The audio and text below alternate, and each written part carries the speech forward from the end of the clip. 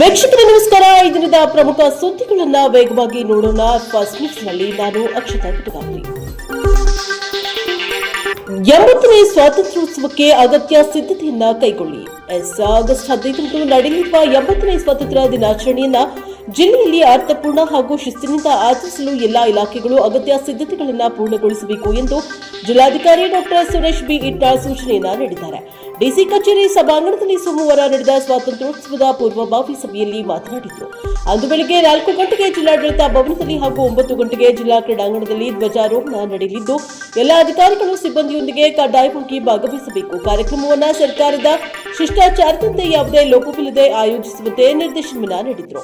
ನಗರದ ಪ್ರಮುಖ ರಸ್ತೆ ಹಾಗೂ ವೃತ್ತಗಳ ಸ್ವಚ್ಛತೆ, ಅಲಂಕಾರ, ಕ್ರೀಡಾಂಗಣದಲ್ಲಿ ಕುಡಿಯುವ ನೀರಿನ ವ್ಯವಸ್ಥೆ, ಆರೋಗ್ಯ ಇಲಾಖೆಯಿಂದ ಆಂಬ್ಯುಲೆನ್ಸ್, ಅಗ್ನಿಶಾಮಕ ವಾಹನ, ಪಥಸಂಚಲನದಲ್ಲಿ ಪೌರ ಕಾರ್ಮಿಕರ ತಂಡದ ಭಾಗವಹಿಸುವಿಕೆ ಸೇರಿದಂತೆ ಅಗತ್ಯ ವ್ಯವಸ್ಥೆಗಳು ಸಂಬಂಧಿತ ಇಲಾಖೆಗಳು ಕೈಗೊಳ್ಳಬೇಕು. ಸಾಂಸ್ಕೃತಿಕ ಕಾರ್ಯಕ್ರಮಗಳಲ್ಲಿ ಕಲ್ಯಾಣ ಕರ್ನಾಟಕದ ಸ್ವಾತಂತ್ರ್ಯ ಹೋರಾಟದ ಇತಿಹಾಸ ಬಿಂಬಿಸುವ ಪ್ರದರ್ಶನಗಳಿಗೆ ಆದ್ಯತೆ ನೀಡುವಂತೆ ಜಿಲ್ಲಾಧಿಕಾರಿಗಳು ತಿಳಿಸಿದ್ದಾರೆ. ಬೆಂಗಳೂರಿಗೆ 5 ಪೊಲೀಸ್ ಆಯುಕ್ತರು, 7,648 ಕೋಟಿ 6,633 ಹುದ್ದೆ. ನಗರದ ಜನಸಂಖ್ಯೆ ಮತ್ತು ವ್ಯಾಪ್ತಿ ಹೆಚ್ಚುತ್ತಾ ಇರುವ ಹಿನ್ನೆಲೆಯಲ್ಲಿ ಬೆಂಗಳೂರು ನಗರ ಪೊಲೀಸ್ ವ್ಯವಸ್ಥೆಯಲ್ಲಿ ಮಹತ್ವದ ಪುನರ್ರಚನೆಗೆ ರಾಜ್ಯ ಸರ್ಕಾರ ಮುಂದಾಗಿದೆ. ನಗರವನ್ನು ಉತ್ತರ, ದಕ್ಷಿಣ, ಪೂರ್ವ, ಪಶ್ಚಿಮ ಮತ್ತು ಕೇಂದ್ರ ಎಂಬ 5 ಪೊಲೀಸ್ ವಲಯಗಳನ್ನಾಗಿ ವಿಭಜಿಸಿ ಪ್ರತಿಯೊಂದು ವಲಯಕ್ಕೂ ಪ್ರತ್ಯೇಕ ಪೊಲೀಸ್ ಆಯುಕ್ತರನ್ನ ನೇಮಿಸುವ ಪ್ರಸ್ತಾವನೆ ಸರ್ಕಾರದ ಮುಂದಿದೆ. ನಗರ ಪೊಲೀಸ್ ಆಯುಕ್ತ ಸೀಮಂತ್ ಕುಮಾರ್ ಸಿಂಗ್ ಅವರು ಈ ಸಂಬಂಧ ವರದಿಯನ್ನ ಸರ್ಕಾರಕ್ಕೆ ಸಲ್ಲಿಸಿದ್ದಾರೆ. ಯೋಜನೆಯ ಪ್ರಕಾರ ಮುಖ್ಯ ಪೊಲೀಸ್ ಆಯುಕ್ತರು ನೇತೃತ್ವದಲ್ಲಿ 5 ವಲಯಗಳು ಕಾರ್ಯನಿರ್ವಹಿಸಲಿವೆ.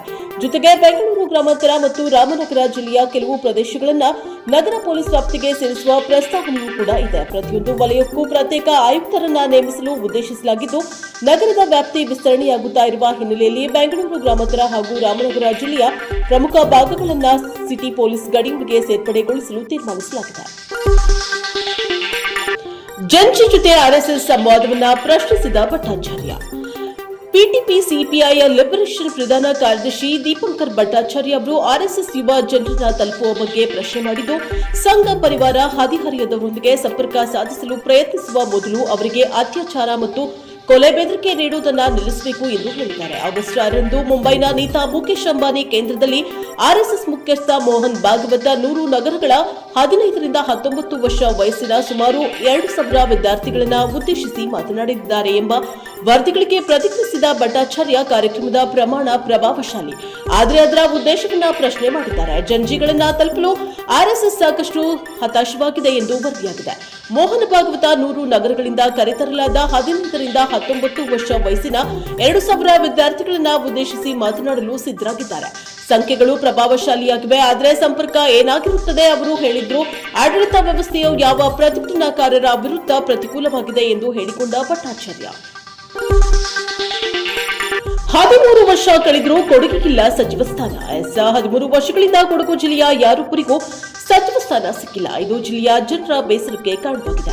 ಈ ಬಾರಿ ವಿರಾಜಪೇಟೆ ವಿಧಾನಸಭಾ ಕ್ಷೇತ್ರದ ಶಾಸಕ ಎಎಸ್ ಪೊನ್ನಣ್ಣ ಅವರಿಗೆ ಸಚಿವ ಸ್ಥಾನ ಸಿಗಬಹುದು ಎಂಬ ನಿರೀಕ್ಷೆ ಜನರಲ್ಲಿತ್ತು. ಆದರೆ ಅವರಿಗೆ ವಿಧಾನಸಭಾ ಉಪಸಭಾಪತಿ ಸ್ಥಾನ ನೀಡಿ ಸಮಾಧಾನ ಪಡಿಸಲಾಗಿದೆ. ಸಚಿವ ಸ್ಥಾನಕ್ಕೆ ಅವರನ್ನ ಪರಿಗಣಿಸದೇ ಇರುವುದು ಬೆಂಬಲಿಗರ ಅಸಮಾಧಾನಕ್ಕೆ ಕಾರಣವಾಗಿದೆ. ಈ ಹಿಂದೆ 2012 ಮತ್ತು 2013ರ ಅವಧಿಯಲ್ಲಿ ಕೇವಲ 10 ತಿಂಗಳ ಅವಧಿಗೆ ಬಿಜೆಪಿಯ ಎಂಪಿ ಅಪ್ಪಚ್ಚು ರಂಜನ್ ಸಚಿವರಾಗಿದ್ದರು. ಆ ಬಳಿಕ ಯಾವುದೇ ಪಕ್ಷದ ನೇತೃತ್ವದ ಸರ್ಕಾರದ ಅವಧಿಯಲ್ಲಿ ಜಿಲ್ಲೆಯ ಬೇರೆ ಯಾರಿಗೂ ಸಚಿವ ಸ್ಥಾನ ಸಿಕ್ಕಿಲ್ಲ. ಪೊನ್ನಣ್ಣ ಅವರು ನಿಕಟಪೂರ್ವ ಮುಖ್ಯಮಂತ್ರಿ ಸಿದ್ದರಾಮಯ್ಯ ಅವರಿಗೆ ಕಾನೂನು ಸಲಹೆಗಾರರಾಗಿ ಕಾರ್ಯವನ್ನ ನಿರ್ವಹಿಸಿದ್ರು. ಇನ್ನು ಪೂರ್ಣಾವಧಿಯ ಸಚಿವ ಸ್ಥಾನ ಸಿಕ್ಕಿದ್ದು 22 ವರ್ಷಗಳ ಹಿಂದೆ, ಅಂದ್ರೆ 2004ರಲ್ಲಿ ಎಸ್ಎಂ ಕೃಷ್ಣ ಅವರು ಮುಖ್ಯಮಂತ್ರಿಯಾಗಿದ್ದಾಗ ಕೊಡಗು ಜಿಲ್ಲೆಯ 3 ಸಚಿವ ಸ್ಥಾನ ಲಭಿಸಿತ್ತು. ಜಿಎಸ್ ಪಾಟೀಲ್ಗೆ ಸ್ಪೀಕರ್ ಪಟ್ಟ. 4 ದಶಕಗಳ ರಾಜಕೀಯ ಬದುಕು, 4 ಬಾರಿ ಶಾಸಕರಾಗಿ ಹಲವು ನಿಗಮ ಮಂಡಳಿಗೆ ಅಧ್ಯಕ್ಷರಾಗಿಯೂ ಸೇವೆ ಸಲ್ಲಿಸಿರುವ ಕ್ಷೇತ್ರದ ಜಿಎಸ್ ಪಾಟೀಲ್ ಅಂದರೆ ಗುರುಪಾದ ಸಂಗನಗೌಡ ಪಾಟೀಲ್ ಅವರಿಗೆ ಇದೀಗ ವಿಧಾನಸಭೆಯನ್ನ ಮುನ್ನಡೆಸುವ ಅವಕಾಶ ಒಲಿದಿದೆ. ಈ ಬಾರಿ ಸಚಿವರಾಗಲೇಬೇಕು ಎಂದು ಜಿಎಸ್ ಪಾಟೀಲ್ರು ಪಣತೊಟ್ಟಿದ್ರು. ಇದಕ್ಕೆ ಪೂರಕವಾಗಿ ಅವರಿಗೆ ಸಚಿವ ಸ್ಥಾನವನ್ನ ನೀಡುವಂತೆ ಬೆಂಬಲಿಗರು ವಿವಿಧ ಮಾದರಿಯ ಪ್ರತಿಭಟನೆಯನ್ನ ಪಾದಯಾತ್ರೆ ಮೂಲಕ ಶಕ್ತಿ ಪ್ರದರ್ಶನವನ್ನ ನೀಡಿದ್ರು. ಆದರೆ ಜಿಎಸ್ ಪಾಟೀಲ್ರನ್ನ ಸಚಿವ ಸ್ಥಾನಕ್ಕೆ ಪರಿಗಣಿಸದೆ ಪಕ್ಷದ ಹೈಕಮಾಂಡ್ ಅಧ್ಯಕ್ಷರ ಸ್ಥಾನವನ್ನ ನೀಡಿದೆ. ತ್ರಿಷ ತ್ರಿಷಾ ವಿರುದ್ಧ ಅಶ್ಲೀಲ ಹೇಳಿಕೆ, ಉದಯನಿಧಿ ಮೇಲೆ ಮಹಿಳಾ ಆಯೋಗಕ್ಕೆ ಟಿವಿಕೆ ದೂರು. ಚೆನ್ನೈ ತಮಿಳುನಾಡು ವಿಧಾನಸಭೆಯ ವಿರೋಧ ಪಕ್ಷದ ನಾಯಕ ಉದಯನಿಧಿ ಸ್ಟಾಲಿನ್ ಅವರು ನಟಿ ತ್ರಿಷಾ ಅವರ ವಿರುದ್ಧ ನೀಡಿದ್ದಾರೆ ಎನ್ನಲಾದ ಅಶ್ಲೀಲ ಹಾಗೂ ಆಕ್ಷೇಪಾರ್ಹ ದ್ವಂದ್ವಾರ್ಥ ಹೇಳಿಕೆಯನ್ನ ಖಂಡಿಸಿ ದಳಪತಿ ವಿಜಯ್ ನೇತೃತ್ವದ ತಮಿಳುಗ ವೆಟ್ರಿಗ ಕಳಗಂ ಪಕ್ಷವು ರಾಷ್ಟ್ರೀಯ ಮಹಿಳಾ ಆಯೋಗಕ್ಕೆ ದೂರು ಸಲ್ಲಿಸಿದೆ ಎಂದು ಎನ್ಡಿಟಿವಿ ವರದಿ ಮಾಡಿದೆ.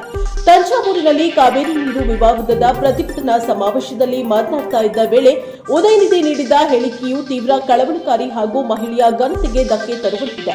ಅವರ ವಿರುದ್ಧ ಸೂಕ್ತ ಕ್ರಮ ಕೈಗೊಳ್ಳಬೇಕು ಎಂದು ಒತ್ತಾಯಿಸಿದೆ. ಉದಯನಿಧಿ ವಿರುದ್ಧ ಪೊಲೀಸ್ ದೂರು ದಾಖಲಿಸಬೇಕು ಹಾಗೂ ಅವರು ಬಹಿರಂಗವಾಗಿ ಬೇಷರತ್ ಕ್ಷಮೆಯಾಚಿಸಬೇಕು ಎಂದು ದೂರಿನಲ್ಲಿ ಆಗ್ರಹವಾಗಿದೆ. ಈ ಕುರಿತು ರಾಜ್ಯಾದ್ಯಂತ ಪ್ರತಿಭಟನೆ ನಡೆಸಲು ಟಿವಿಕೆ ಮುಂದಾಗಿದೆ. ಇದಾಗಿತ್ತು ಇದರಿಂದ ಫಸ್ಟ್ ನ್ಯೂಸ್. ನಿರಂತರ ಸುದ್ದಿಗಾಗಿ ನೋಡ್ತಾ ಇರಿ NK Studio 4. ಇದು ನಿರಂತರ ಕಾರ್ಯಪಡೆ.